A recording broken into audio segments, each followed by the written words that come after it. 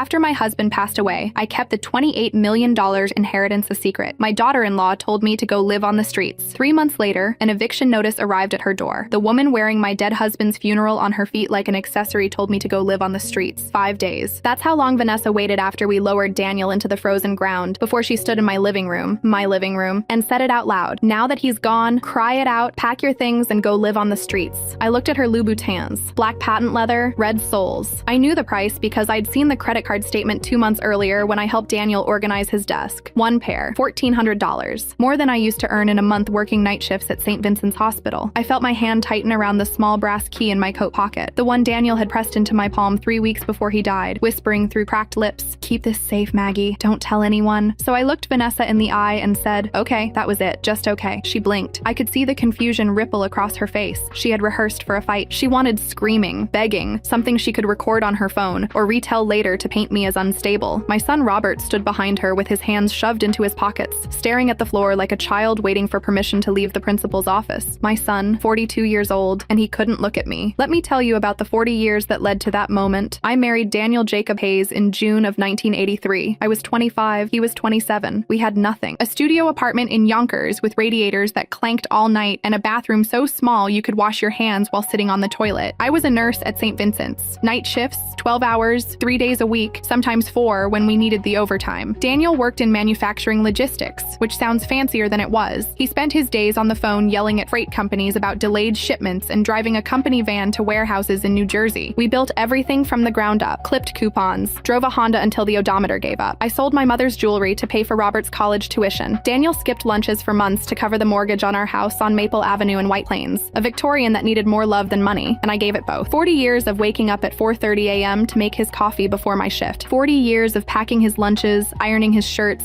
sitting in hospital waiting rooms when his mother had her strokes, holding his hand through his father's Alzheimer's, raising Robert while Daniel built his career piece by piece. Nobody mentioned any of that at the funeral. Vanessa had insisted on hiring a professional eulogist. "We need someone who can speak properly," she'd said, "not just ramble about old stories." The man talked for 12 minutes about Daniel's business acumen. He mispronounced our last name twice. Hayes, not Hayes. I did not correct him. I just sat in the front pew with my hands folded and the brass key digging into my palm through the lining of my coat pocket. Robert brought Vanessa home 8 years ago, and I knew on the first night. Not because she was unkind. She was perfectly polished that evening, smiling at my cooking, complimenting the curtains I'd sewn by hand. It was her eyes, the way they scanned the room, appraising. The way she touched Robert's arm, not with affection, but with ownership. The way she asked about the house. "So this is all paid off? No mortgage?" Daniel saw it too. He told me over breakfast 6 months before he died, stirring his coffee with that deliberate slowness he used when he was choosing his words carefully. "Maggie, if something happens to me, don't trust the paperwork. Wait for Mr. Brennan. Donald P. Brennan, Esquire. Daniel's estate attorney for 32 years. A man I'd never met." "What do you mean, don't trust the paperwork?" I'd asked. He just shook his head. "Promise me." "I promise." He went back to his coffee. I went back to my toast. We didn't talk about it again. 3 weeks before the heart attack that killed him, Daniel was in the hospital for observation. He was lucid that day, sharper than he'd been in months. He grabbed my hand with surprising strength and pressed the brass key into my palm. "This opens a box at Manhattan Trust on 47th Street. You go there. You don't tell Robert. You don't tell anyone. You understand?" I nodded, thinking the medication was talking. "Say it back to me. Manhattan Trust, 47th Street. Don't tell anyone." He relaxed, closed his eyes. "Good girl." 2 days later, he was gone. After Vanessa's little speech, after Robert stood there like a mannequin in an expensive polo shirt, after my own sister Linda, flown in from Ohio not to comfort me, but to position herself near whatever inheritance she imagined was falling from the sky. After all of that, they left. The electronic beep of Robert's leased Audi fading down the driveway. $680 a month. I knew because he'd asked to borrow $2,000 the previous November when he came up short. I gave it to him from my savings. He never paid me back. The house went silent. I walked through my living room, the couch I'd reupholstered myself in 2004, the coffee table Daniel built in the garage, sanding it for weeks until it was smooth enough that you could run your palm across the grain like water, the curtains I'd sewn by hand, matching the fabric to the wallpaper I chose in 1989. Vanessa had already put yellow post-it notes on half the furniture. Sell, donate, trash. My wedding china was in a box by the door marked donate. Upstairs, she'd cleared out Daniel's closet. His suits were gone. The ties I straightened every Sunday before church, gone. 3 of my dresses were missing too, the good ones. The blue Talbots I'd saved 2 months to buy. On the bed sat a stack of papers. Whitmore and Associates, attorneys at law, not Mr. Brennan's firm. Vanessa's looping handwriting on a post-it. Sign here, here, and here. Voluntary transfer of property to Robert J. Hayes. Witnessed by Linda Schultz. Voluntary. I sat on the edge of the bed in the spot where Daniel used to sit and take off his shoes every evening for 40 40 years. The mattress still dipped in his shape. I could still smell him, Old Spice and the faint peppermint scent of the lozenges he kept in his coat pocket. I looked at those papers for a long time. My mind went to the morning after Daniel's first heart attack, 3 years earlier. I'd ridden in the ambulance, held his hand under the fluorescent lights of the ER at White Plains Hospital, and stayed in the chair beside his bed for 4 days straight. Vanessa visited once, 45 minutes, most of which she spent on her phone. Robert came twice but left when Vanessa texted him about dinner reservations. I was the one who learned his medication schedule. I was the one who drove him to cardiac rehab 3 times a week for 6 months. I was the one who held him when he woke up at 3 a.m., terrified that his heart was stopping again. And now his daughter-in-law wanted me to sign my home away and disappear. I picked up the pen. Here is the thing about being 68 and invisible. People underestimate you. They see an older woman in a cheap coat and assume she's weak, assume she'll crumble, assume she has no options and nowhere to go. I signed all 3 pages. My signature was steady. Then I packed a small suitcase, 2 pairs of jeans, 3 sweaters, underwear, my nursing shoes, my Bible, the quilt my mother made me, a tarnished photograph of Daniel and me on our wedding day. In the bathroom, I took my toothbrush, my prescriptions, blood pressure, cholesterol, and a bar of soap. I left the expensive shampoo Vanessa once told me not to use because it was for guests. The coffee maker in the kitchen had a post-it on it, trash. I bought it in 2001 with money from a hospital bonus. I left the signed papers on the kitchen table. I did not leave a note. What would I say? The front door closed behind me with a soft click. The East Side Motel on Route 119 charged $67 a night. The man at the desk didn't ask questions. Room 12, second floor. It smelled like cigarettes and disinfectant. Brown carpet, orange bedspread, a television bolted to the dresser. The couple next door argued through the wall every Thursday night. I sat on the narrow bed and pulled the brass key from my pocket. Number 447. I hadn't slept in a bed that narrow since nursing school in 1975. The sheets were stiff with industrial bleach. When I turned on the faucet, the water ran brown for 30 seconds before clearing. There was a crack in the bathroom mirror, running diagonally from corner to corner. And when I looked at myself in it, my face appeared split in two, half in shadow, half in the yellow light of a bare bulb. I was 68 years old. I had a suitcase, a purse with $312 in cash, 2 prescription bottles, and a brass key to a box I'd never opened. That first night, I didn't unpack. I didn't turn on the television. I just sat on the edge of the bed and listened to the trucks on Route 119 and felt the weight of 40 years settle around me like a coat I couldn't take off. At some point, I realized I hadn't eaten since the funeral reception that morning. Someone, I think it was Mrs. Delancey from church, had made a pasta salad. I'd had 2 forkfuls standing in the kitchen while Vanessa held court in the living room, accepting condolences like a queen receiving subjects. I wasn't hungry, but my hands were shaking, the low blood sugar kind of shaking that I recognized from decades of nursing. So I found the vending machine by the ice dispenser on the first floor and bought a package of peanut butter crackers for $1.50. I ate them sitting on the bed, crumbs falling onto the orange bedspread, and I thought about the last meal Daniel and I had eaten together. Tomato soup and grilled cheese, 2 days before his final heart attack. He'd said the soup needed more salt. I'd told him his cardiologist would kill me. He'd laughed. That was the last time I heard him laugh. Vanessa thought she'd won. Linda thought I was pathetic. Robert thought I'd disappear into some subsidized senior apartment and fade into the background the way older women are apparently supposed to. They did not know about the key. They did not know that 48 hours after Daniel died, I had received a text from a blocked number. Mrs. Hayes, do not sign anything until we speak. D. Brennan. I deleted it immediately, afraid Vanessa might see my phone, but I remembered. At 5 o'clock on my first night in room 12, I dialed the number on a faded business card Daniel had slipped into my purse 2 months before he died. 3 rings. Then, Brennan, this is Margaret Hayes, Daniel's widow. I think we need to talk. A pause. Then, Mrs. Hayes, I've been waiting for your call. Can you come to my office tomorrow morning? 9 o'clock. Bring the key. And please, don't tell anyone you're coming. Donald P. Brennan's office was on 47th Street, 4th floor of a brick building wedged between a jewelry shop and a deli. No elevator. I climbed 4 flights on bad knees, the burgundy carpet worn thin in the center of every step. He was younger than I expected, maybe 55, graying at the temples, navy suit, office crowded with filing cabinets. He gestured to a cracked leather chair. You brought the key. I placed it on the desk between us. He turned it over, nodded. Mrs. Hayes, your husband retained my services for 32 years. I handled his estate planning, his investments, and toward the end, some very specific instructions regarding asset protection. Asset protection, I repeated. Daniel was a careful man. Careful and, if I'm being honest, secretive. He didn't want certain people to know the full scope of his estate. He opened a manila folder. Did you sign a voluntary property transfer on March 14th? How did you? I have a contact at Whitmore and Associates. They're a cut-rate firm. Vanessa hired them because they don't ask questions. He slid a single sheet of paper across the desk. Estate of Daniel Jacob Hayes. Confidential summary. Primary assets held in irrevocable trust. Margaret Louise Hayes, sole beneficiary. Investment portfolio. Offshore accounts. Real property. 785 Park Avenue, penthouse 18B, cash reserves. Total estimated value, $28,000. I stared at the page until the numbers blurred. $28 million. Daniel and I had lived in a house worth less than $1 million. We drove a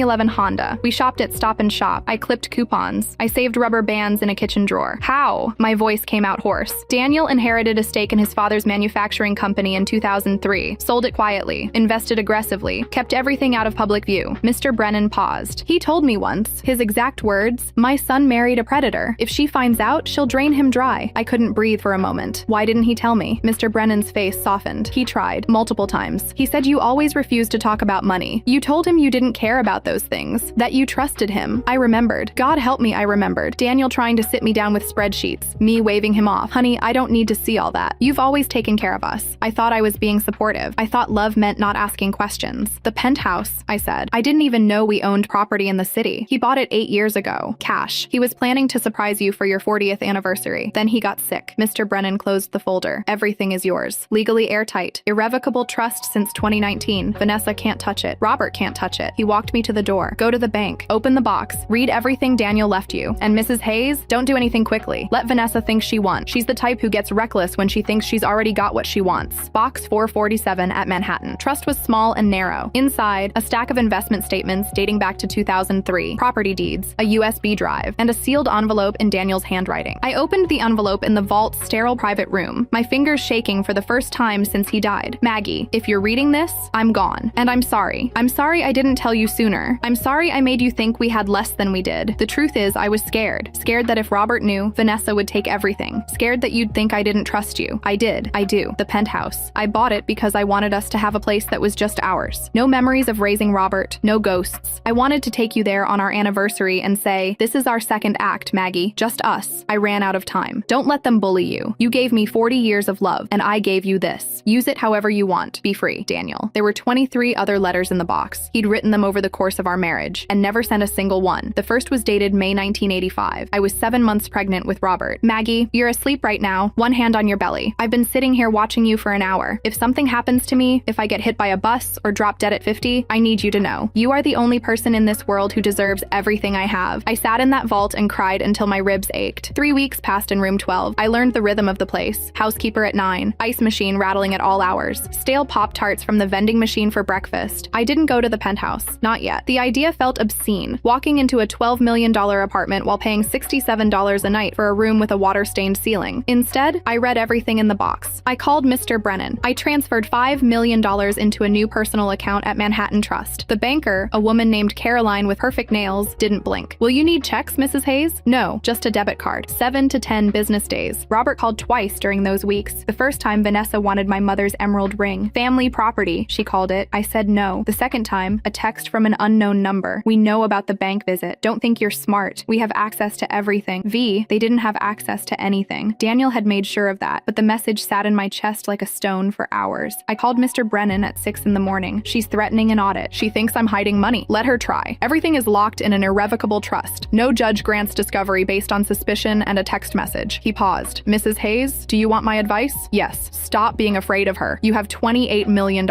She has a leased Audi and a husband she's manipulating. You've already won. Another pause. Now make her feel it. How? Buy something she cares about, then take it away. It took me 3 days to find it. Robert and Vanessa rented a 2-bedroom on the top floor of the Ashford, a luxury building in downtown White Plains. $3,400 a month. The building had been listed for sale for 6 months. The owner was underwater and desperate. I made an offer through a shell LLC that Mr. Brennan set up in 48 hours. Hayes Capital Holdings. No traceable connection to Margaret Hayes. $4.2 million. All cash. Close in 2 weeks. The owner accepted before the weekend was over. On June 1st, I became Robert and Vanessa's landlord. They didn't know. I sat in room 12 that evening, staring at the closing documents on my new laptop. An $800 Dell I'd paid for in cash at Best Buy. The most expensive thing I'd bought for myself in 20 years, and felt something I hadn't felt since Daniel died. Control. For 40 years, I had been the person things happened to. The one who adjusted, accommodated, made it work. Daniel got promoted. I learned to iron better shirts. Robert needed tuition. I sold my mother's jewelry. Vanessa wanted organic turkey. I cooked organic turkey. The current flowed one direction, and I stood in it. Not anymore. On June 15th, the property management company sent the first notice on my behalf, 30 days to vacate. Standard procedure for new ownership restructuring, professional, hold, no explanation required. The letter was drafted by Mr. A. Brennan and reviewed by a real estate attorney named Janet Cho, 23 years of property law experience, who confirmed every word was legally bulletproof. You're within your rights, Janet told me over the phone. Month-to-month tenancy, 30 days notice, clean and simple. Vanessa called me that night, screaming, "Did you do this? Do what? Don't play stupid, Margaret. it. We're being evicted. The building sold. This is you. I know it's you. I don't own any buildings, Vanessa. I live in a motel. You're lying. Am I? Check the deed. It's public record. She hung up. I sat on the edge of the bed in room 12 with my hands shaking. Not from fear, from something else entirely. Something that felt like power. The fallout came fast. 3 days after the eviction notice, Robert called. His voice was flat, defeated. I lost my job. Biggest client went bankrupt. Company's doing layoffs. Then, can you lend us money? Just until I find something. I thought about the $2,000 he'd borrowed the previous November, the $800 the year before, the $1,200 for the Audi down payment. Every time I said yes because he was my son. No, Mom, you have Vanessa. She'll figure it out. She doesn't have money. Her parents cut her off years ago. Robert, you made your choice. You chose her. You let her throw me out of my home. You stood there and said nothing. I didn't know what to do. You could have defended me. You could have said no. You could have been my son. Silence. Then quietly, I'm sorry. I know, but sorry doesn't pay rent. I bought a small colonial in Tarrytown the following week. 3 bedrooms, old but clean, on a tree-lined street. $520,000, all cash. Closed in 3 weeks through the LLC. The day before Robert and Vanessa's eviction deadline, I called my son. There's a house at 429 Willow Street in Tarrytown. It's yours if you want it. Rent-free. Mom, how did you? There's one condition. Vanessa doesn't come with you. What? She's my wife. Then you're both homeless. Your choice. He chose. It took him 3 agonizing days, but he chose. Robert showed up at the motel on July 3rd looking like he hadn't slept in a week. Unshaven, red-eyed, wearing a wrinkled polo. He stood in the doorway of room 12, looked at the sagging bed and stained carpet and the mini fridge humming in the corner, and his face crumpled. You've been living here for 3 months? Why didn't you tell me? I almost laughed. Tell you what, that your wife threw me out and you let her? He sat on the bed with his head in his hands. Then he said the words that changed everything, and not in the way he intended. She's pregnant. 2 months, she told me last week. My stomach twisted, but something didn't sit right. Vanessa had been trying for 7 years, which apparently meant monthly spa trips and a refusal to see a fertility specialist because the universe will provide. Did you see a doctor's note? I asked. She showed me the test. 2 pink lines. Robert, home pregnancy tests can be faked. You can buy positives online for $20. Why would she? Because she's desperate. Because you lost your job and I evicted you and the walls are closing in. I called Mr. Brennan. He had a private investigator named Nicole Chen on the phone within 2 hours. By 4 o'clock, we were at a LabCorp in Yonkers. Vanessa arrived 20 minutes late in yoga pants and oversized sunglasses. She didn't acknowledge me, filled out the paperwork, didn't flinch at the needle, made small talk about the weather. She was good. I'll give her that. The results came in 24 hours. Nicole called me at noon. She's not pregnant. Never was. HCG levels are 0. I closed my eyes. Send the report to Robert. He called 30 minutes later, sobbing. She lied about everything. I know. I confronted her. She said it was a miscarriage, that it happened yesterday. The report says she was never pregnant. Not 2 months ago. Not yesterday. Not ever. The sound he made wasn't crying. It was something deeper. The sound of a man watching his entire reality crack down the center. What do I do? He whispered. You leave her. Mr. Brennan has divorce papers ready. You sign them today. Vanessa filed first. Claimed emotional abuse, financial manipulation, and, my personal favorite, alienation of affection caused by a controlling, vindictive mother-in-law. Her lawyer was from the same cut-rate firm that handled the house transfer, Whitmore and Associates. They filed a 14-page petition demanding full financial disclosure, mediation, and emergency spousal support. The language was aggressive. Words like concealment, fraudulent transfer, and elder financial abuse scattered throughout like buckshot, hoping something would stick. Mr. Brennan read the filing over the phone to me and actually chuckled. They're throwing spaghetti at the wall, Mrs. Hayes. Not a single claim has teeth. He buried them in paperwork. Bank statements showing Robert's $340 checking account balance. Credit card debt of $23,000 in both names. 6 weeks of unemployment. Pay stubs from a job that no longer existed. Where's the money? Vanessa's lawyer kept asking during mediation, his voice rising each time. What money? Mr. Brennan replied, his voice perfectly flat. Mr. Hayes is living in a rental property owned by a private family trust. He has no personal assets. His net worth is negative $23,000. Would you like to see the credit card statements again? They couldn't trace the LLC. They hired their own investigator, a man named Gary something who followed Robert for 2 weeks and produced nothing but photographs of him grocery shopping, attending job interviews, and eating dinner alone at a diner in Tarrytown. Mr. Brennan submitted the investigator's own report as evidence of Robert's modest lifestyle. They tried to subpoena my bank records. Judge Patricia Okonkwo of the Westchester County Family Court denied the motion in 12 minutes. I wasn't a party to the divorce. My finances were irrelevant. Vanessa's lawyer stopped returning her calls by mid-August. On August 22nd, Vanessa signed the papers. No settlement, no alimony. She kept her leased Audi and half the credit card debt. Robert called me from the courthouse steps. It's over. Good, come home. I'm making dinner. The months that followed were quiet. Robert got a job, assistant manager at a construction supply company in Tarrytown, $42,000 a year, and I watched him carefully. He paid his own bills, started seeing a therapist. His idea, not mine. We had dinner every Sunday, and for the first time in years, there was no Vanessa rolling her eyes at my stories or critiquing my cooking. In September, my sister Linda called. Vanessa had visited her, offered $15,000 to testify in a lawsuit claiming I'd stolen from Daniel's estate. She offered me money, Margaret. I'm broke. Tom's not paying child support. Stop. You're my sister. The only family I have left besides Robert. And you were going to testify against me for a woman who's been lying to everyone for years. I didn't say yes, but you didn't say no. I hung up. I didn't block her. I just stopped answering. Eventually, she stopped calling. In October, I donated the proceeds from selling the Maple Avenue house, $920,000, to St. Vincent's Hospital, the nursing scholarship fund, enough to put 20 students through 4-year programs. Women like I used to be, working double shifts and praying the numbers would add up. Robert stared at me when I told him, "You donated $920,000? Those nurses need it more than my bank account does." In November, I finally moved into the penthouse,